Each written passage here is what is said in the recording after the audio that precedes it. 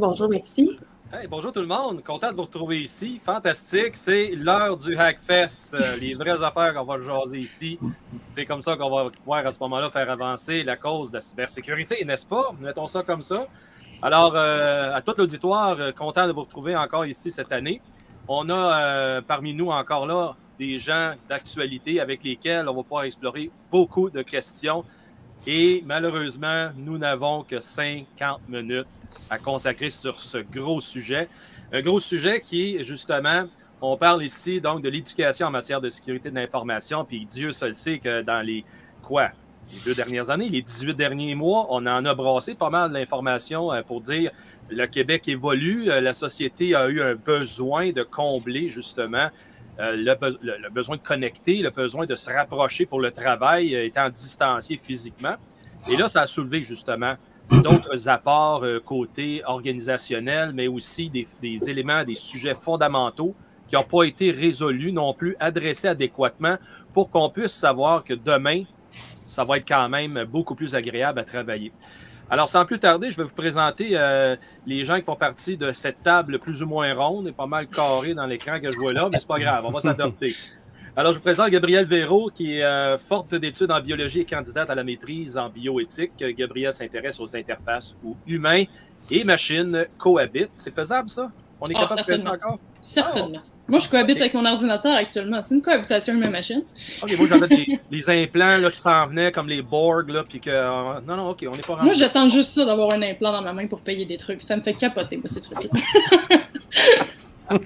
OK, on pourra discuter de ça aussi, parce que c'est intéressant comment est-ce que tu peux, en tout cas, interfacer avec ça à distance. Et c'est avec une vision écosystémique qu'elle aborde le monde numérique et ses composantes. Elle les approche comme des déterminants de la santé humaine, douée du sens des affaires. Elle s'intéresse de près au milieu entrepreneurial, notamment celui des startups. Gabrielle, bienvenue. Oui, merci. On a avec nous aussi Julie April. Julie, j'ai tout simplement trouvé que tu es conseillère pédagogique au Service national du récit et enseignante d'univers social et d'ECR. Ça fonctionne ça encore, l'acronyme ECR? J'ai hésité à le dire, mais... Oui, ça existe encore jusqu'à ce qu'un nouveau programme soit mis en place là, en 2022. Mais, OK. Donc, c'est encore d'actualité, ça, là. Oui. Excellent. Et tu t'intéresses surtout à l'éthique, la philosophie, les TIC, les cultures, l'histoire et l'out of the box. Qu'est-ce que ça veut dire, ça? C'est pas moi qui ai écrit ça. Je sais pas, t'as emprunté ça où, en fait? C'est vraiment out of the box. Oui, vraiment. C'est même out of my box, finalement. Mais j'aime beaucoup l'idée de créativité, de partage, de collaboration en éducation, on va dire comme ça. Ça fait bien du sens, ça. Excellent. Bienvenue. Et on retrouve aussi Serge Tremblay, qui est actuellement le chef de projet de la mise en œuvre du Centre opérationnel de cyberdéfense au ministère de l'Éducation et du ministère de l'Enseignement supérieur, également responsable organisationnel au Centre de cyberdéfense. Auparavant, il était directeur des services TI au Centre des services scolaires de première seigneurie. Serge, j'ai quand même des grosses responsabilités. Ça va-tu bien dans ce monde-là? Oui, tout à fait. Ben oui, pour commencer, bonjour Steve, bonjour tout le monde. Ben oui, ça va bien, mais comme vous en doutez sûrement, des incidents, il y en a régulièrement, hein, des fois des petits, des fois des plus grands. Serge, on peut avoir des scoops. Pardon? On peut avoir des scoops? Ah, vous savez, on est régi par la confidentialité de certains événements, donc ça. On peut vous parler de ceux qui sont publics, mais ceux qui sont pas. Juste entre nous autres, c'est pas grave, Serge, là, il enregistre même pas qu'on m'a dit, là. Ah, OK. Non, merci, Serge. On va essayer de t'étirer vers du nez un petit peu tantôt. OK. Et finalement, on a Luc Lefebvre, geek humaniste. Luc a plusieurs vies dans sa carrière et même fil conducteur, le service public, le bien commun, la protection de la vie privée, la défense de la démocratie, rien de moins. Et c'est un expert en la gouvernance de la sécurité de l'information, président et cofondateur de Crypto Québec. Ouais. Et de soir, Papa Ours polaire en permanence. Ouais. Bienvenue. Merci beaucoup. Alors, donc, on va quand même explorer beaucoup de matières. Puis, autant, Luc, toi aussi, tu embrasses sur une base quotidienne, je veux dire. Ouais. Il y a beaucoup de sujets. Puis, on en a, toi et moi, quand même, adressé beaucoup de ces sujets-là dans les derniers mois. Fait que je pense que celui-ci va être une bonne continuité de tes réflexions. Oui, puis c'est le fun de voir qu'on est rendu là, en fait, surtout commencer enfin de parler là, de vie, comment on peut éduquer les jeunes et les gens, en fait, à la vie numérique. C'est le fun qu'on soit enfin rendu là, après toutes ces années à en parler publiquement puis à militer, là, on est enfin rendu là. Fait que ça, c'est le fun. Excellent. Ben oui, tout à fait. Et la façon que j'ai préparé, comment est-ce qu'on va en parler aujourd'hui? J'ai une série de questions, puis j'ai associé 2 personnes pour engager la discussion. Puis évidemment, ben, on pourra tous ensemble en parler. Pas moi, vous autres, parce que c'est vous autres, le stage vous appartient. Je vais juste modérer un peu le temps, parce que comme je vous dis, on a un temps très fini, environ 5 à 6 minutes par sujet. J'en ai 15 sujets comme ça. C'est correct? Non, mais il faut que je tienne ma réputation, que j'en mets trop, que pas assez. Fait que, pour ça, je dis, j'en ai une quinzaine. Moi, tout ce que je retiens de ça, c'est qu'on va avoir une partie 2 éventuellement. C'est ça le but. Il faut vendre justement, renouveler l'expérience pour ne pas se faire donner nécessairement justement un deuxième créneau, puis qu'on continue, puis les gens, je suis certain qu'ils vont en avoir beaucoup de questions. Fait qu'on va garder un peu de temps à la fin pour des questions de l'auditoire. Puis, gênez-vous pas, si vous avez des questions, les gens, amenez ça dans le chat. Et on va pouvoir le miauler un peu. Bon.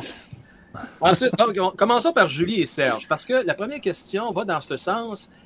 Qui va enseigner à des profs la matière de cybersécurité qu'on s'intéresse à retrouver dans l'élément scolaire? Donc, qui peut être visé par un programme de train the trainer, comme on dit en anglais? Bonne question. C'est un peu pour ça que je suis là, en fait, pour représenter ce côté-là de l'éducation, puis aussi pour mettre de l'avant que c'est pas dans aucun programme, là, pour l'instant, quand on parle de cybersécurité, c'est nulle part, mais avec un bon moyen de rentrer dans les écoles, c'est déjà de sensibiliser les enseignants pour qu'on veuille porter ce message, parce que là, on est plus dans l'idée de la volonté que dans l'obligation ministérielle. Par exemple, c'est impliqué à certains endroits, là, dans le cadre de références numériques, c'est sûr que ça implique la cybersécurité. Mais les profs ont beaucoup de choses à intégrer comme ça, un peu officielles, mais on the side. Donc, ça va être difficile de faire rentrer ça systématiquement, du moins, là, dans les milieux scolaires. Je vais juste me permettre, Julie, justement, pour ça, je te faisais un clin d'œil avec l'ECR, parce qu'il a été lancé par certains politiciens de remplacer l'ECR avec des choses un peu plus diversifiées, incluant la matière de cyber-citoyenneté. Je pense qu'ils ont nommé ça comme ça. Citoyenneté numérique. Citoyenneté numérique, oui, c'est ça. Voilà. Ouais. C'est comme ça que ça a été amené. Mais là, pour l'instant, on n'a aucune idée sur quelle forme ça va prendre, mais c'est souvent des contenus plus larges que prescriptifs qu'on retrouve dans nos programmes. Ouais. Fait que, moi, je sais pas, là, mais ça m'étonnerait de voir cybersécurité. Par contre, quand on parle d'enjeux d'avenir de l'humanité, ben, clairement, on peut inclure ça là-dedans, déjà dans notre programme actuel de CR. Quand on parle d'autonomie, ben, notre autonomie par rapport aux données personnelles, à qu'est-ce qu'on partage sur les réseaux sociaux. Déjà, il y a vraiment beaucoup de liens qu'on peut faire pour amener des notions de cybersécurité là, dans nos cours. C'est assez vaste aussi, là, ça peut toucher les sextos. Le sexto, on le retrouve dans les contenus d'éducation à la sexualité, secondaire 3, 4. Donc, il y a comme plein de liens qu'on peut faire, mais là, il faut les voir, il faut aller les chercher. Développement de la pensée critique aussi, ça peut être très... Oui. Ben, moi, en fait, c'est comme ça. J'ai fait des formations en cybersécurité auprès d'enseignants, puis c'est vraiment là-dessus que j'oriente l'idée, là.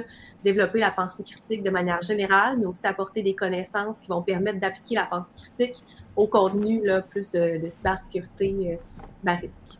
Et Serge, le contexte des commissions scolaires ou des centres de services maintenant, permet-il de faire ce genre d'intégration qui est souhaité, qui est expliqué ici?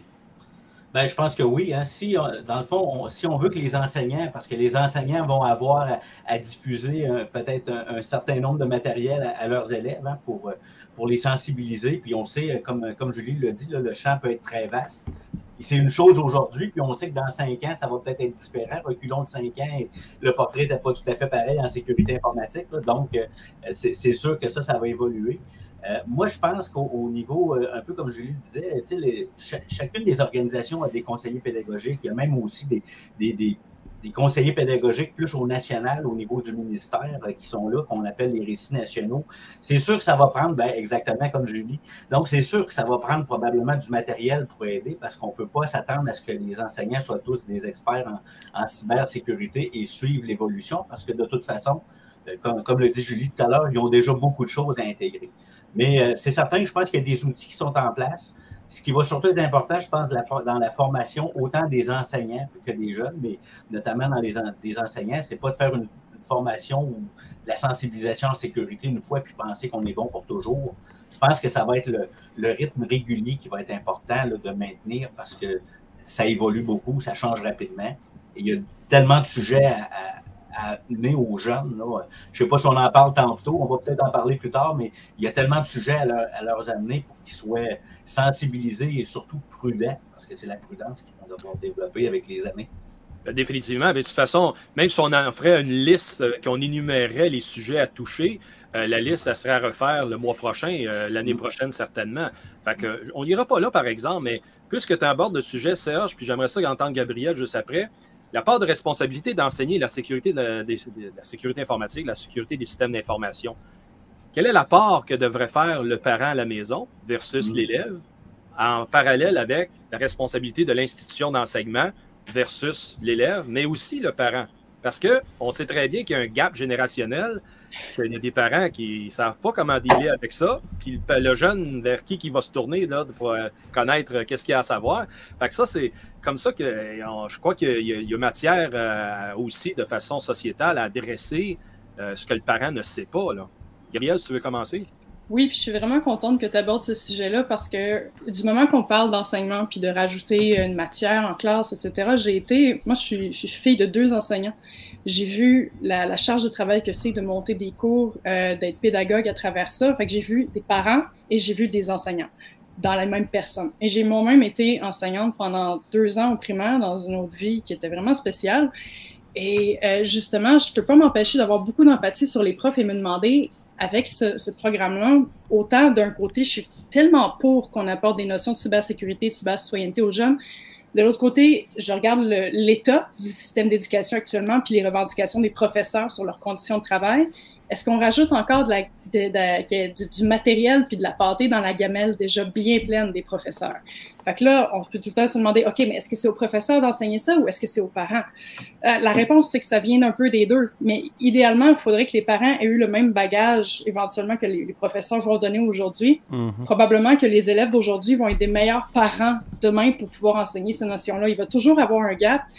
Et malheureusement, j'ai pas l'impression que ni le côté éducation ni le côté parental peut venir pallier toutes les connaissances qu'un enfant a besoin d'avoir et l'importance des cours de CR s'ils se mettent vraiment à enseigner la pensée critique puis d'aller chercher de l'information par soi-même, mais d'une bonne façon. C'est vers ça qu'il faut se tourner plus que qui doit l'enseigner. On doit aussi apprendre aux jeunes à apprendre par eux-mêmes et aller chercher la bonne information.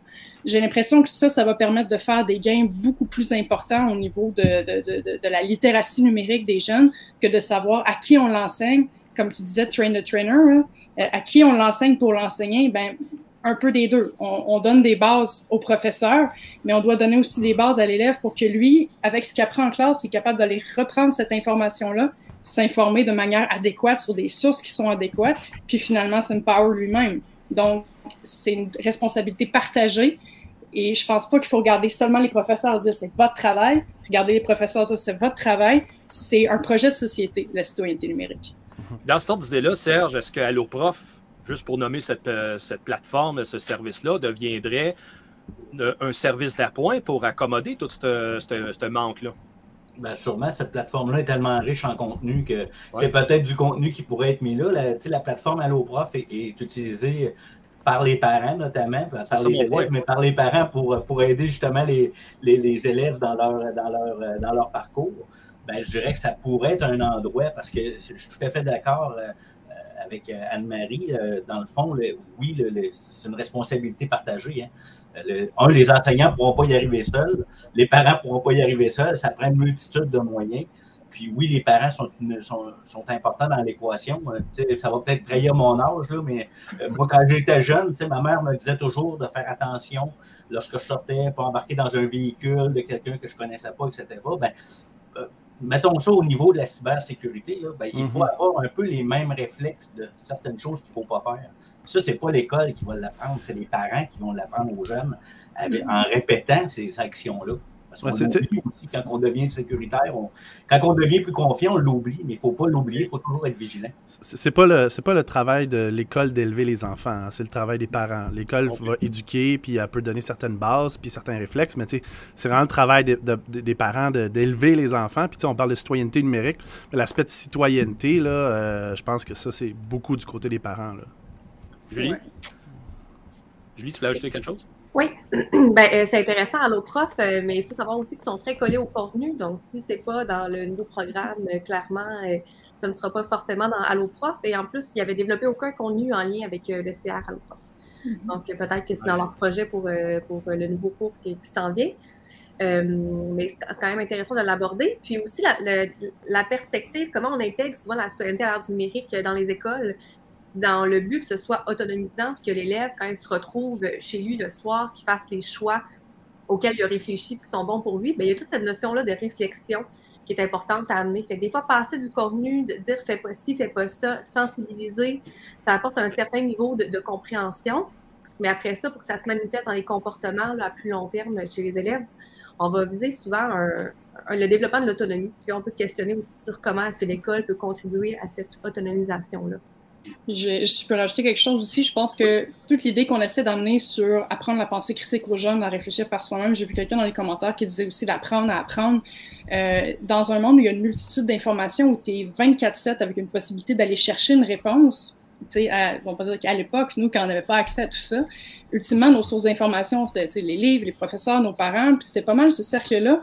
Là, si j'ai une question, mon éducation ne dépend plus de mon cercle direct, ça dépend de qu'est-ce que je trouve sur Google. Fait que l'idée d'apprendre à apprendre, c'est aussi apprendre à discerner les bonnes informations des fausses et qu'est-ce qui vaut la peine d'être lu, qu'est-ce qui vaut pas la peine d'être lu. Donc, l'idée d'amener en amont, dans le système d'éducation, une pensée critique puis une façon d'observer le monde qui est plus neutre et pas de croire tout ce qu'on voit, devient encore plus important parce que justement, les sources d'éducation puis d'information sont plus sous le contrôle direct des enfants. Donc, l'idée de la pensée critique, c'est justement de l'armer contre la dope informationnelle qu'on a ces temps-ci. Puis, tu sais, dans les formations que nous, on donne beaucoup aux commissions scolaires ou justement aux parents puis aux écoles, généralement, là, une des premières slides, c'est en gros la sécurité, c'est avant tout une manière de penser. Puis je pense que c'est ça justement qu'on doit garder en tête quand on va décider à l'école justement leur apprendre la citoyenneté numérique puis comment bien se comporter en ligne. L'objectif avant tout, c'est pas nécessairement leur apprendre une technique, mais vraiment leur apprendre une manière de penser. Puis justement, la pensée critique, je pense, ça va jouer un rôle essentiel. Il faut développer les réflexes. Dans le fond, il faut développer les réflexes. Puis je vous dirais que tantôt, on parlait un peu du volet parents, là, mais dites-vous que les parents sont sur le marché du travail aussi. Hein. Donc, et sur le marché du travail, ce qu'on voit de plus en plus, qu'on regarde seulement dans la fonction publique avec les capsules de l'ATN, il y a déjà 4 capsules que chacun des employés du gouvernement provincial, ministère, organisme, réseau de la santé, réseau de l'éducation ont comme l'obligation de regarder. Et ça, on en vise du monde. Donc, si on recule de quelques années, cette sensibilisation-là n'était pas... oui, ça en faisait, mais là, maintenant, c'est plus structuré. Même dans les compagnies privées, il y a des programmes de sécurité aussi qui sont en place pour que les gens regardent des capsules. Donc, les réflexes, avec le temps, les réflexes vont se développer. Il faut être patient. Ça va se développer de plus en plus. Et c'est comme ça qu'on va tous venir, tous ensemble, meilleurs là, pour avoir de bons réflexes. Il y a un danger aussi... Excuse-moi, Gabriel. C'est des changements générationnels quasiment. Là. Puis on sait qu'une génération, c'est 10, 15, 20 ans même avant que ça soit inné, ça soit un réflexe de société. Là. Puis je donne souvent l'exemple, l'adoption du détecteur de fumée dans les maisons. Il y en a encore qui passent au feu parce qu'ils n'en ont pas. Mais ça fait combien d'années que c'est répété à chaque année, au moins 2 fois par année de changer la batterie. Tu sais? Fait que ça va prendre du temps, je pense, Gabriel. Oui, en fait, par rapport à l'idée qu'on a beaucoup d'informations puis qu'on peut avoir les réponses rapidement, mais les parents sont concernés par ça aussi. Les parents sont tout aussi victimes de l'excès d'informations puis de sursollicitation par tous les médias sociaux puis les médias d'information tout le temps. Donc, si eux ne sont pas plus équipés pour être armés sur la pensée critique, etc., là, le phénomène de chambre d'écho qu'on peut voir dans les forums puis dans les réseaux sociaux, ça peut devenir carrément un phénomène familial aussi. Fait que cette chambre d'écho-là devient aussi physique et ça devient au-delà du mur de juste sur Internet. Ça se transfère aussi sur la vie physique puis sur la façon qu'on interagit tout le monde ensemble. Donc, c'est faux de penser qu'une citoyenneté numérique, je trouve que personne ici a dit que c'était faux, mais ça pourrait être une méconception, que apprendre à se comporter sur Internet, c'est pas apprendre à se comporter dans la vie physique aussi. Ils sont trop rendus interreliés. D'où l'importance encore plus d'amener ce pan d'éducation-là dans la vie de tous les enfants et de tous les jeunes, parce que c'est pas juste d'apprendre à exister avec son ordinateur, c'est d'apprendre à exister entre nous via l'ordinateur. Donc, les parents aussi devraient avoir peut-être une petite mise à jour. Je sais pas exactement comment on peut s'y prendre. Ça, c'est les gens de l'éducation qui vont pouvoir me dire comment on éduque des parents qui sont plus dans un système scolaire. Oui. Julie, tu voulais intervenir? Ben, Gabrielle, je t'enverrai plein de cœurs. C'est un petit emoji de cœur, ce que tu viens de dire. Là, la citoyenneté à l'ère du numérique, c'est la citoyenneté tout court là, maintenant. Mais moi, j'aimerais ça mettre une petite crainte parce qu'on fait le lien avec le nouveau cours là, qui s'annonce. Puis j'aimerais ça rappeler aux gens qui sont là que le cours de CR là, pour la majorité des niveaux, c'est 1h15 par semaine qu'on a avec les élèves. Oui. Pour traiter de nombreux sujets. Puis là, on parle de plein de thèmes qui veulent être intégrés au nouveau cours. C'est aucunement prévu que le temps d'enseignement soit augmenté. On n'ira pas enlever du temps dans d'autres matières pour l'ajuster. Donc, ce qui me fait un petit peu peur, c'est que depuis les dernières années, au Récit, on travaille le développement de la citoyenneté à l'ère du numérique. Puis on essaie de pousser l'idée que c'est l'affaire de tous. Et dans toutes les matières, là, on peut intégrer ça.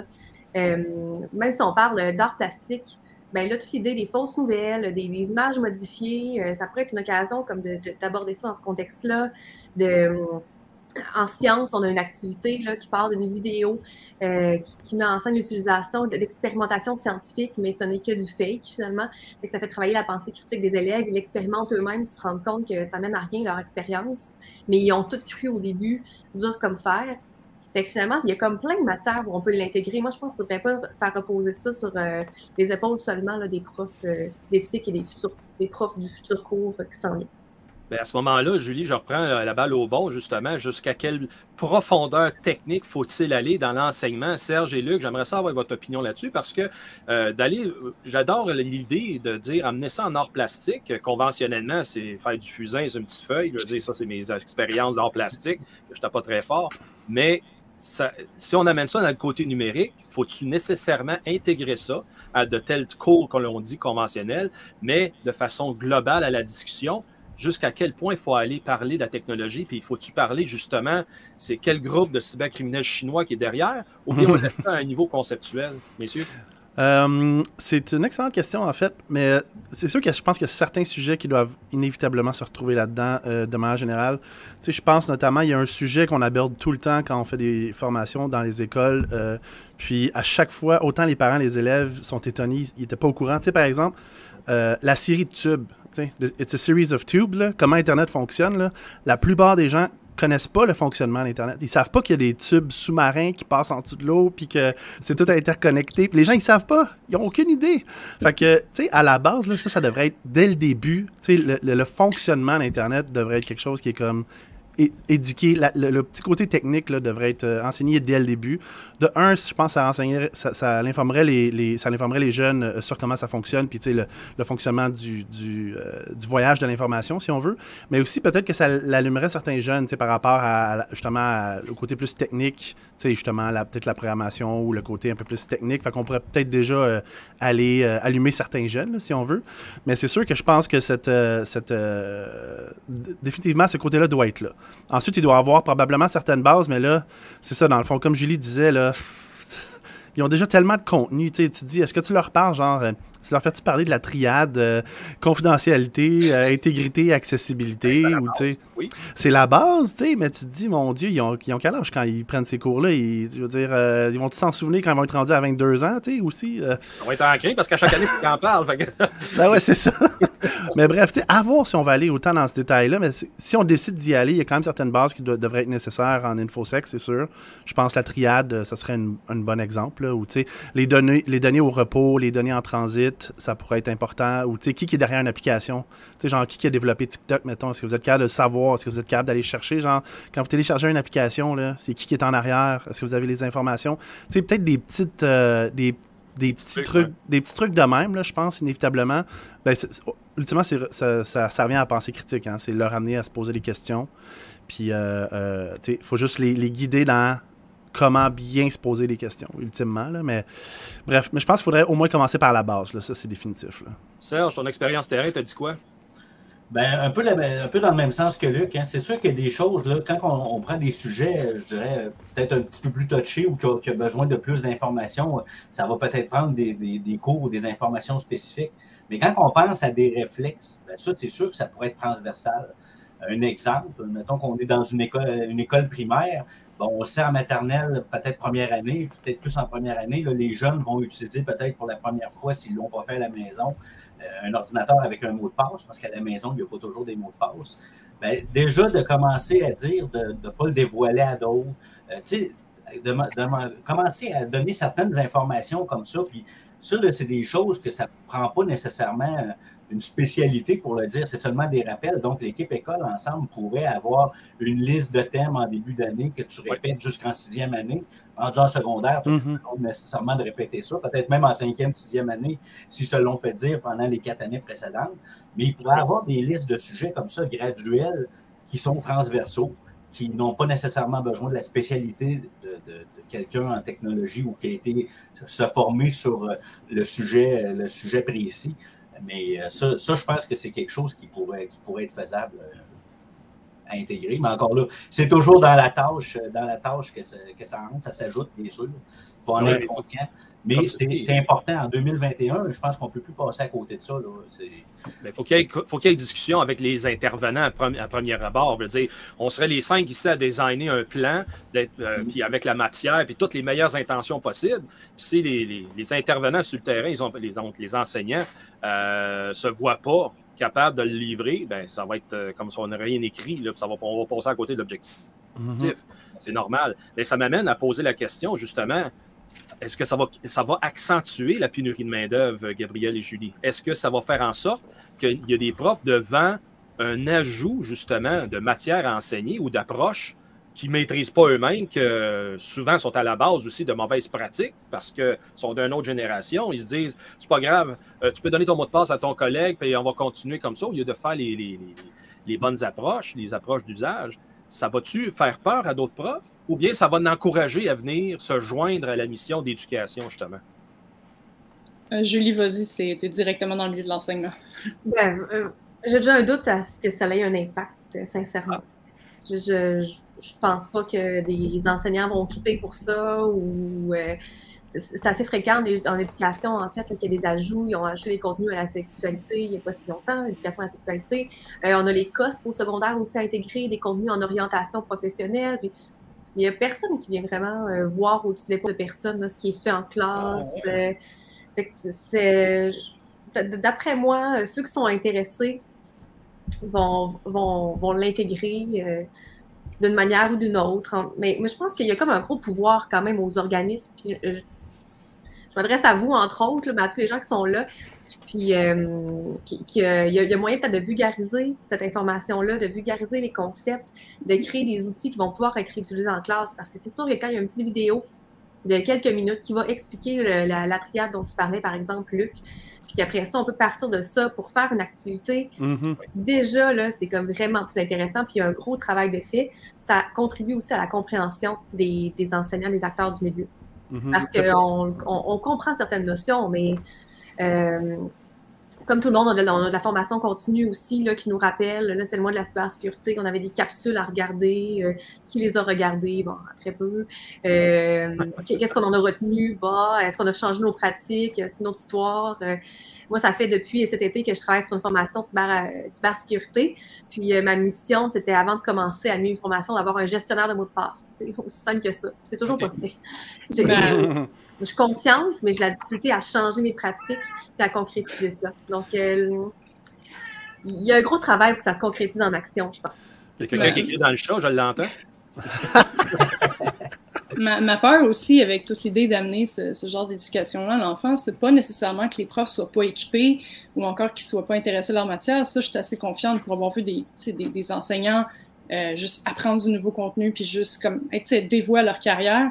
C'est pas ça le problème tant que ça, c'est aussi est-ce que ton élève va être réceptif. Comme tu disais, Julie, tu as 1h15 par semaine, puis je vais vous faire une confidence à vous et vos 450 000 auditeurs.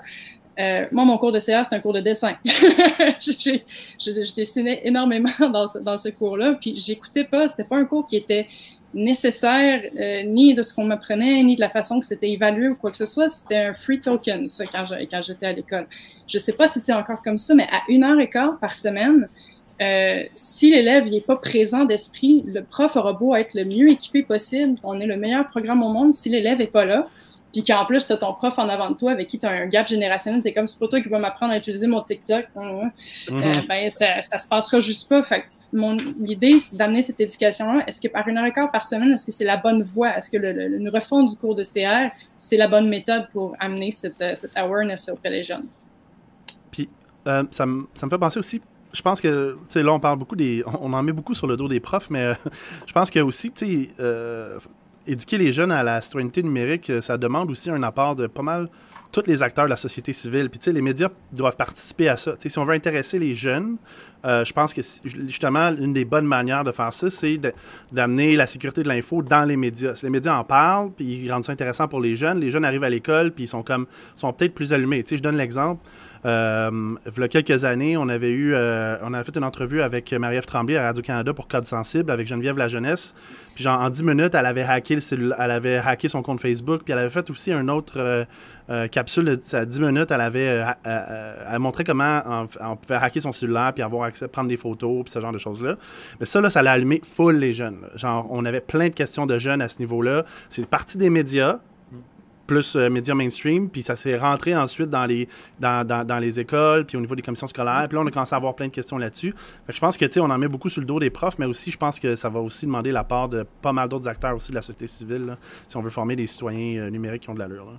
Ben, sans dire les médias, Luc, aussi, là, ça peut être la production justement de matériel statique. Puis après ça, comme l'ATN qu'on le mentionnait tout à l'heure, qui a été identifié comme le véhicule principal jusqu'à présent, ben, à ce moment-là, s'il y a une banque de ressources comme ça, comme vous avez produit vous autres, là, à ce moment-là, les profs étant connaissants, parce que j'en ai vu des profs au cégep, ça ne savait même pas qu'il y avait des ressources comme le Centre de cybersécurité du Canada qui ont une multitude d'informations pour monsieur et madame tout le monde, pas juste l'entreprise, mais bien pour le citoyen, qui ne savait même pas l'enseigner dans son cours normal, puis je l'ai rencontré sur un cours du soir, puis ça a été une révélation pour lui que j'y apprenne ça.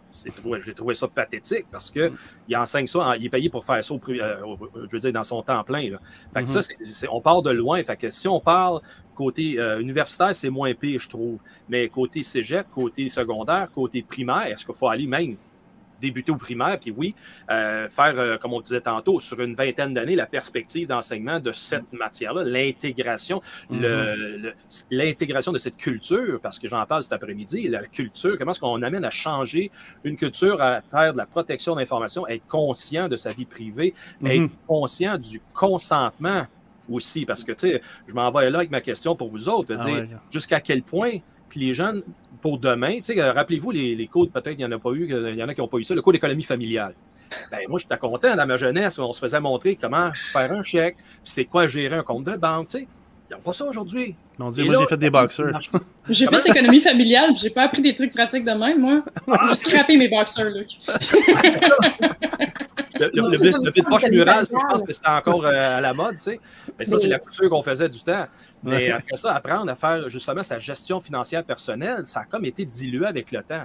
Et c'est là que je le mets en comparatif, en contraste. La sécurité de l'information, est-ce qu'elle doit être au même plan justement que cette gestion de base de notre économie, donc la gestion d'information aussi? Est-ce qu'on pourrait amener ça jusqu'à ce point-là?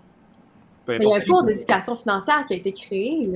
Maintenant, c'est secondaire 5. Indépendant, OK. Oui, il y a un cours pour tous les secondaires 5 obligatoire d'éducation financière maintenant. Ah, nice, OK. Bonne nouvelle. Oui, bonne nouvelle. À ce moment-là, Julie, est-ce que là, tu sais, je l'amenais dans le cours de secondaire 3 dans mes années à moi, là, puis à Serge. Puis on se disait donc que c'est un cours parmi toutes sortes de notions de base pour évoluer dans la vie. Est-ce que ça devrait être justement un cours distinct, comme tu viens de citer, Julie, pour que ça puisse être reconnu comme étant la matière à suivre, ou bien on l'intègre dans un tout, comme on dit depuis tout à l'heure, citoyenneté numérique, ça comprend la finance, ça comprend la sécurité de l'information. Juste citoyenneté? Mais... Ah, ben oui, exactement. Mais comme Gabriel le disait tantôt, c'est tellement implicite partout dans la citoyenneté que pourquoi en faire un cours distinct. Présentement, je fais un accompagnement avec un prof de sciences et on parle de l'impact environnemental du numérique. C'est directement collé au contenu de sciences secondaire 4. Ça ne dit pas dans le programme parler de l'impact environnemental du numérique, mais ça dit parler des matériaux, parler des enjeux éthiques soulevés par l'utilisation des matériaux dans la création de cellulaires et tout ça, l'utilisation des données aussi a un impact. Fait que finalement, il y a comme plein de liens à faire avec les programmes qui existent déjà. Moi, je pense que c'est vraiment une porte d'entrée là, plus réaliste peut-être que de vouloir créer un nouveau cours là, en supplément. Ça touche à tout.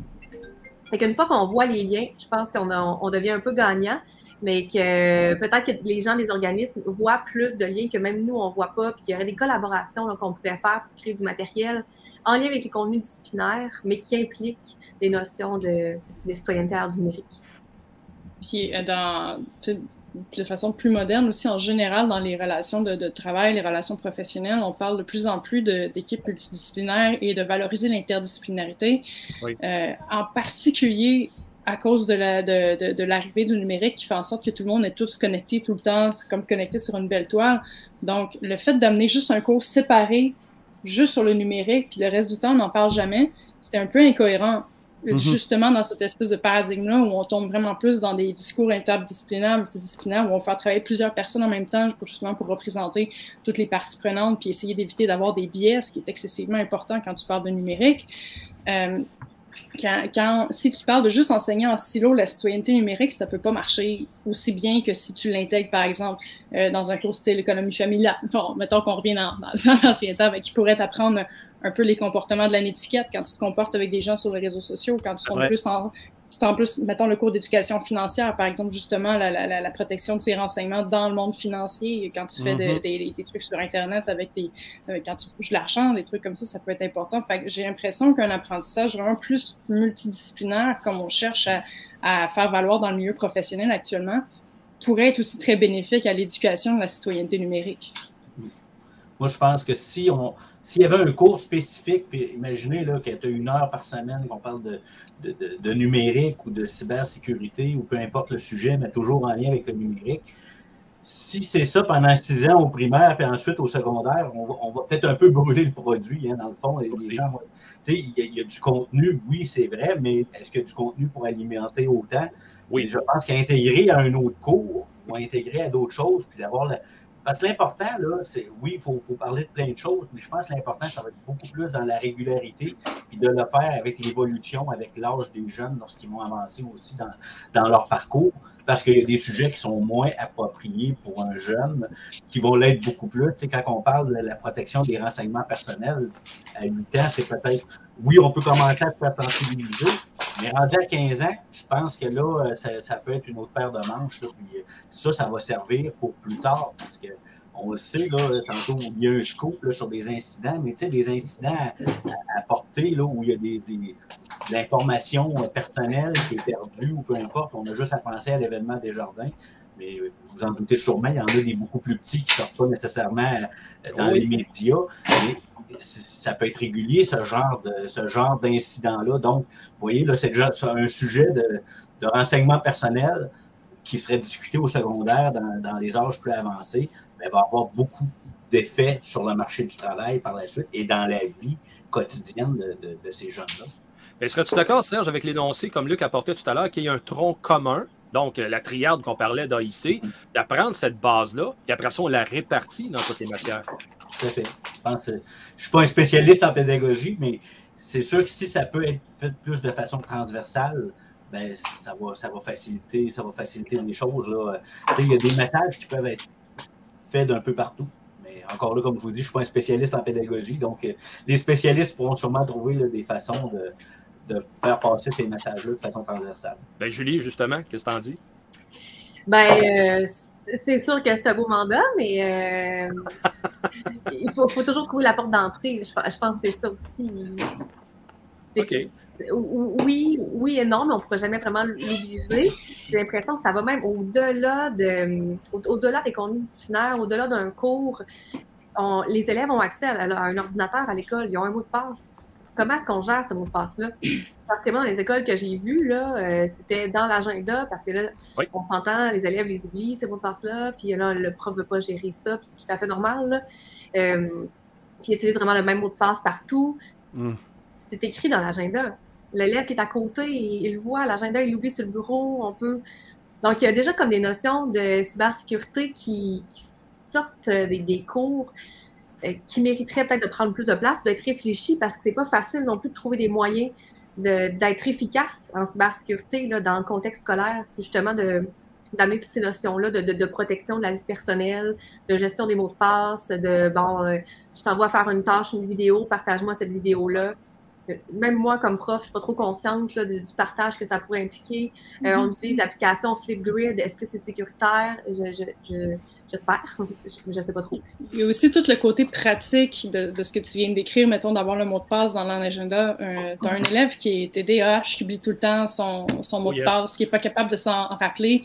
À un moment donné, le professeur là, qui en a 32 autres, puis qui a peut-être d'autres classes, puis qui a plein de trucs à gérer, il est tout tanné de le gérer, le mot de passe de ce jeune-là. Fait, of course, que la notion de cybersécurité, à ce moment-là, va prendre le bord, puis elle va faire, regarde, il va être écrit là, c'est fini, Jérémy, là, il est là, ton mot de passe. Sur le tableau, puis ils ont tous le même mot de passe. Ça devient difficile sur le terrain.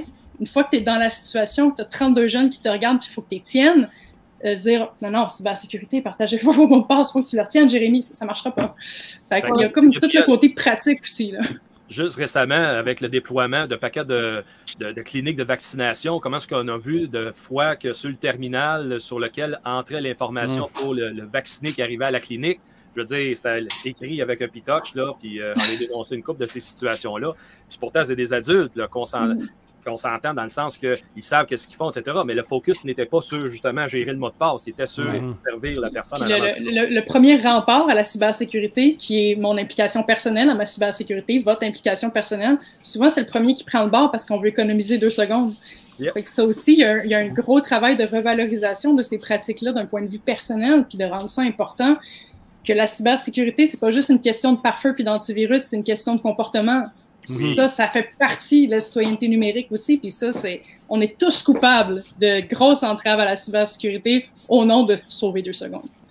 Mais par contre, mesdames, messieurs, il faut que j'invite les gens à poser des questions s'il y en a avant la fin, parce qu'on approche déjà le 13h20, ça va vite. Mais la dernière question qui tue, et la question vraiment de subsistance que je me suis gardée pour la fin pour tout le monde, est-ce que le nouveau ministère de la cybersécurité du numérique saura orchestrer tout ça élégamment? Je vais essayer de tomber pas dans le cynisme. Qui? Mais c'est le ministère qui va être il va continuer qu'est-ce qu'il a déjà entamé, ce qui est une bonne nouvelle en soi. Ouais. Mais après ça, avec qu'est-ce qu'on vient de jaser, est-ce que ce serait le rôle de ce ministère-là de disséminer justement l'information pour les formations qu'on parle? Ben, c'est sûr que le ministère a un rôle à jouer. De ce que je comprends, probablement que le ministère de la cybersécurité va jouer, c'est le rôle central. Toutes les COCD, inévitablement, vont être reliés au CGCD qui va être sur le nouveau ministère de la cybersécurité. Fait que probablement que le ministère pourrait avoir un rôle à jouer pour aller justement... je ne sais pas si ça pourrait être les COCD pourraient jouer un rôle là-dedans, justement, aller former le staff, autant les professeurs que les employés dans les écoles, ce genre de choses-là au niveau de la cybersécurité. C'est sûr que je pense que le ministère de la cybersécurité a un rôle à jouer. Est-ce qu'ils sont prêts maintenant? Non, je pense pas. Ultimement, le nouveau ministère, c'est juste en ce moment, là, c'est juste un ramassis d'entités qui existaient déjà. Là. Mais je pense que le ministère est super bien intentionné. Je pense qu'il y a une belle vision. Puis, mon Dieu, je suis dans l'optimisme, ça m'étonne. Mais je pense qu'à terme, on va y arriver. T'sais. Il y a de l'espoir. J'ai de l'espoir, ouais. Julie, Serge, n'importe qui. Si je peux me permettre, même si je ne suis pas ni Julie ni Serge. Je vais nuancer mon propos de tantôt, ça dépend c'est qui. Maintenant, je vais dire ça dépend de qui il s'entoure. Et vous vous rappelez, tantôt, j'ai fait référence à des équipes multidisciplinaires qui ont parlé de numérique et en général, quand on essaie justement d'avoir des programmes complets qui couvrent tous nos biais puis tous nos angles morts, je pense que la clé va se jouer là. C'est est-ce que ce nouveau ministère-là va être capable de s'entourer d'une équipe qui n'est pas seulement des informaticiens ou juste des gens en cybersécurité, mais aussi des gens qui sont plus humanistes, aussi des enseignants, des gens qui sont aussi dans le milieu de la littératie numérique et qui font attention à ce que tout le monde soit sur un pied d'égalité en tant que citoyens dans leur capacité numérique et la capacité d'utiliser les outils qui sont à leur disposition. Si on a un ministère du numérique qui ne fait pas d'empowerment au niveau citoyen, on n'aura pas un bon ministère parce qu'il ne saura pas à qui il s'adresse, puis il ne s'adressera peut-être pas à personne au final. Donc, je pense que la clé pour ce prochain ministère-là va être encore pour lui aussi une multidisciplinarité et aussi un bon plan de travail où il n'oubliera personne, autant dans son équipe qu'au niveau citoyen. Donc, je pense que la clé va être là pour lui aussi. Nice. Serge? Ben, je ne peux pas répondre à toutes les questions parce qu'on n'a pas encore tous les détails de tout ce qui va se passer avec le nouveau ministère. Et quel serait ton souhait, mettons, là? Pardon, mais assurément qu'il y a des choses qui sont déjà débutées. Hein, qu'on regarde en ce moment dans la structure actuelle, avec la mise en place du centre gouvernemental en cyberdéfense, les centres opérationnels en cyberdéfense, ce sont d'après moi des choses qui vont se poursuivre. Il y a des mesures de sécurité, des directives qui ont été mises en place tantôt comme l'ATN, l'Académie de transformation numérique. Entre autres, c'est une des mesures. Là, on a dans l'appareil public, il y a des mesures de sécurité minimales qui ont été émises et chacun des ministères et organismes doit avancer et atteindre là, les objectifs qui sont fixés au niveau de ces mesures-là. Bien sûr, pour ce qui est le volet éducation, le volet des jeunes, ben, le ministère de l'Éducation, à mon avis, aura toujours sa responsabilité. Là, je ne pense pas que le nouveau ministère pourra prendre toutes les responsabilités, mais il y en a sûrement en lien où il va y avoir des éléments qui vont être dictés par ce ministère-là, qui vont sûrement rejaillir sur l'éducation pour ensuite redescendre là, vers les milieux, vers la population, vers les jeunes dans leur éducation. Julie?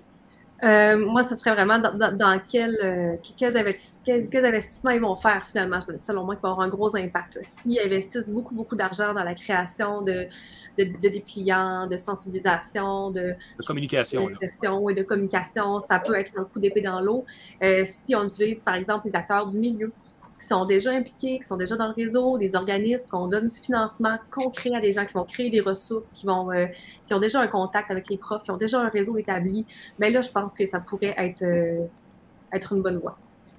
Oui, tout à fait, parce qu'il ne faut pas recommencer un système qui est déjà en place.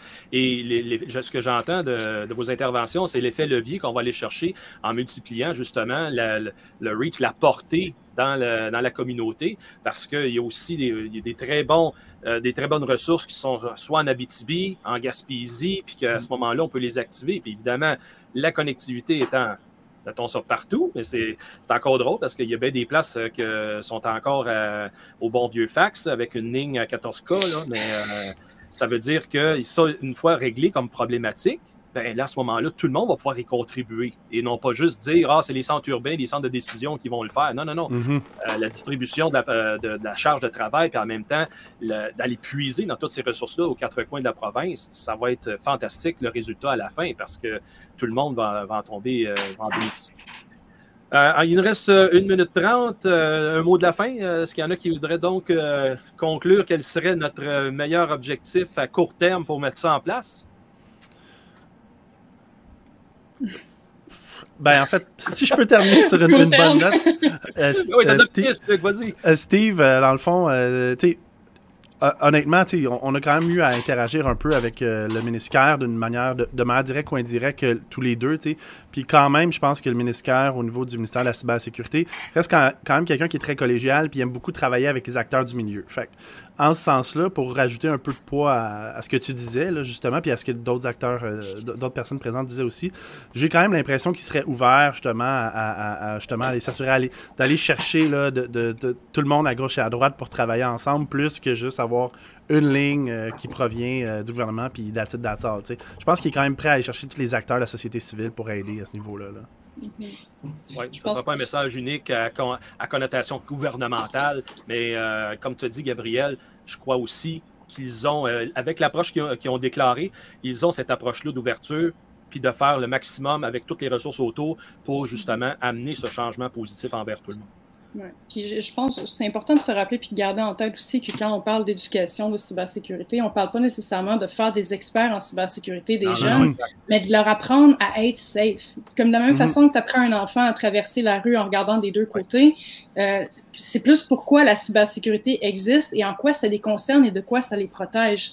Donc, tu sais, je sais qu'on a fait beaucoup de références à la citoyenneté numérique, on est plus sur un événement de cybersécurité, mais ils sont tellement reliés. Et comme je disais tantôt, c'est plus qu'un pare-feu, ça commence par toi. C'est juste de ramener le fait que tu es un citoyen numérique, tu es un citoyen physique, mais les deux concordent ensemble et c'est ça qui est important de renforcer chez les jeunes. C'est fantastique, ça finit sur une très belle note. Au bas d'écran, nous avons justement le channel Discord avec lequel vous pourrez transmettre vos questions, avec lesquelles on pourra interagir et y revenir dans un avenir rapproché. Et c'est tout le temps qu'on a, messieurs, dames. Merci à tous sur la table. Ça fut fort agréable et fort éducatif. Anne-Marie, je te retrouve. Oui, merci beaucoup à tous. C'était vraiment intéressant. Donc, merci Serge, merci Steve, Gabriel, Julie, Luc. N'hésitez pas, comme Steve l'a dit, si vous avez des questions, d'aller sur le Q&A. Ça leur fera plaisir de vous répondre. À tantôt tout le monde. Salut. Merci. Merci, au revoir. Bonne journée.